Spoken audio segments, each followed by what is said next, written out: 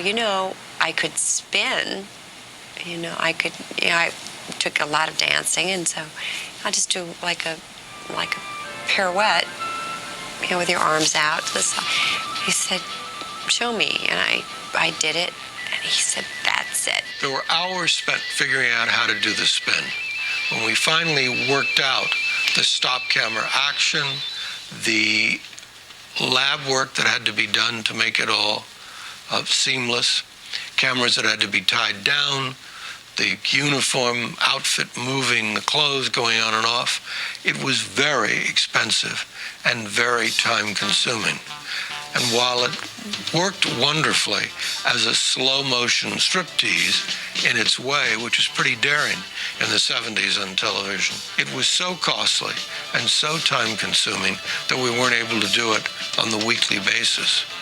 Someone came up with the cheaper concept, which may in the long run have been more effective with the flash of light and almost this heavenly being created before your eyes.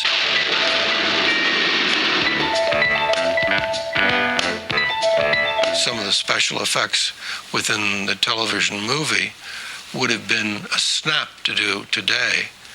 Then there were endless hours spent and a lot of money spent creating and making real an invisible plane. They had the stupidest music playing over that invisible plane. It was sort of like some jazz thing or something. I just never liked that plane. What I did think was cool was the tiara or headband as a boomerang. I sort of turned away and we cut, and then when I turned back it was off and I threw it. But I could never really get it to come back. I've tried. I said, do they really work? And I don't think it was aerodynamically right or something. Had too much glitter on it, or maybe it was that star in the middle. I think the most ingenious little invention that the special effects guys came up with was the bracelets, because they really worked, and there were these little explosions that happened on the stars in the front that were connected by a wire that was in my palm. That's why my hands are always like this when I did it.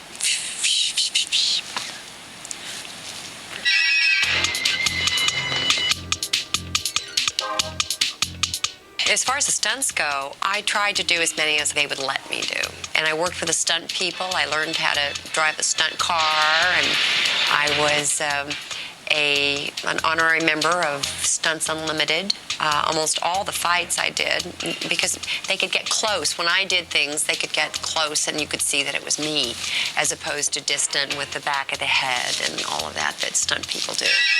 Come on, you two. You want to hear about the exploits of Wonder Woman, don't you? I certainly don't. Why not?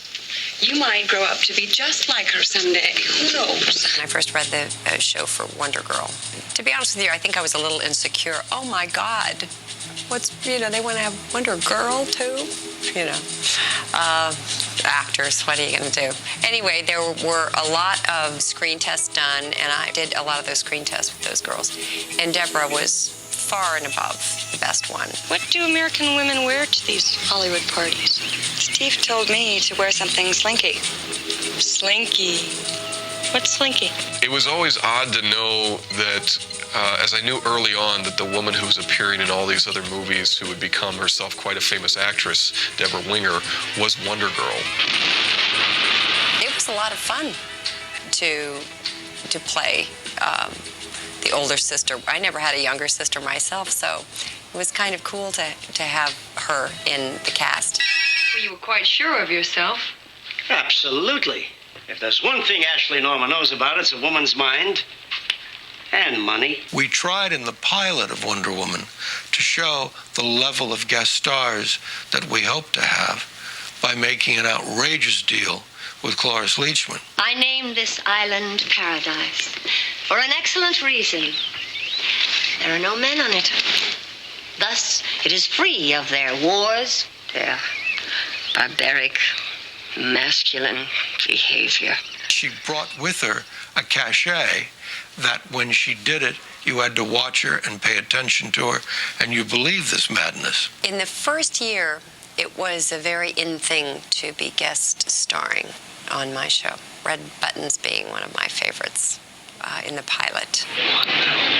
He played a Nazi / theatrical agent. I could seldom walk in to a dinner party or a movie opening without having somebody come up and say, I really love Wonder Woman.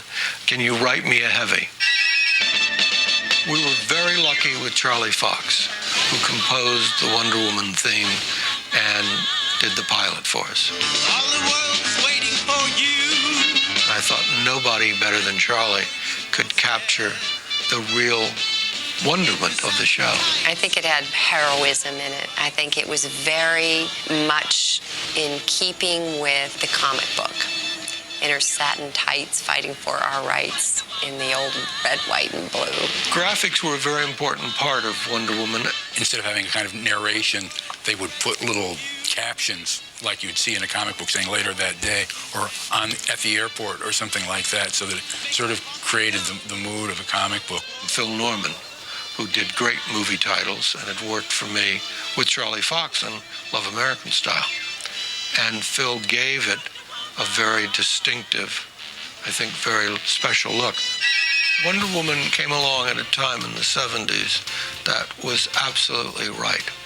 It was a time where the women's movement was hitting its stride, where feminism and that all that it was conveyed and was about was being listened to, was being studied, and was slowly, quietly exploding across the country. It's all great to look at all this, trailblazer, pioneer, all that stuff. But the reality is, I would have done it for free. It was such a great opportunity for me. I was just going along, riding the top of the wave and thrilled that anything else came from it. And I think it's really, since Wonder Woman went off the air, that the appreciation for what that was has grown and continues to grow to this day. For Linda to come along and do what she did in her way as Wonder Woman was record-breaking. It was a mind blower for a lot of people. I think it really started when we got the first 13 from ABC. Is when I started to get all that attention. Beware of what you wish for. Beware of what you wish for, because it was like being in a wind tunnel. It was really hold on to your hat time. I wonder how she always knows when we need it the most. Well, it could be feminine intuition. Definitely did not think I would become an icon. I mean, it's kind of bizarre, actually, to think that Wonder Woman could be an icon, yes, but that I could be an icon, no. Out of the big cities, we would get letters from women, from young girls, saying, I never thought I could have a life like that. And I've thought about going into the service or writing to the FBI or thinking that there are all these jobs out there and all those things that I could do with my life that I never thought were possible. I mean, to me, that was one of the most exciting things about the show. The only thing Wonder Woman didn't have, and maybe they'll answer this in a movie, is she didn't have love in her life. Wonder Woman. Now stay right there. Do not move.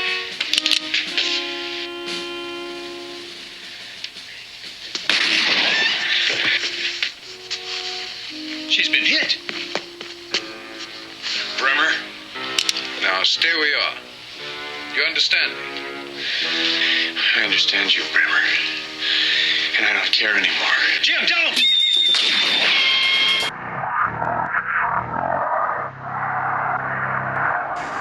Linda Carter has a near equal importance to the legend of Wonder Woman, a character that is 60 years old, as the creators.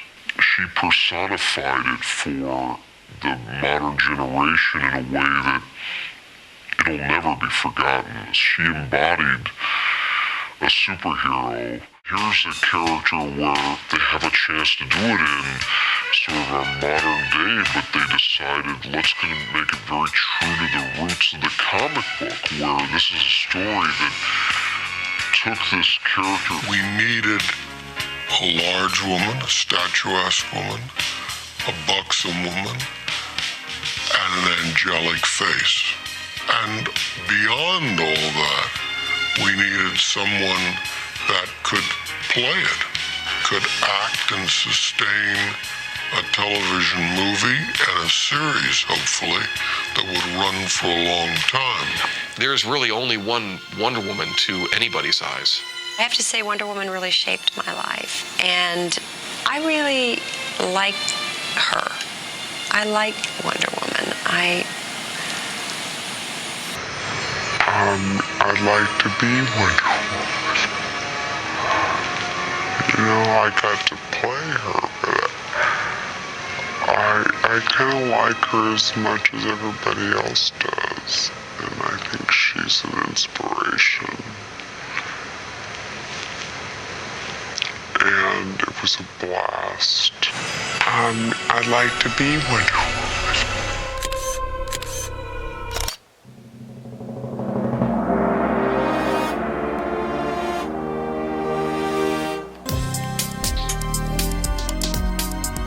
You like? Subscribe!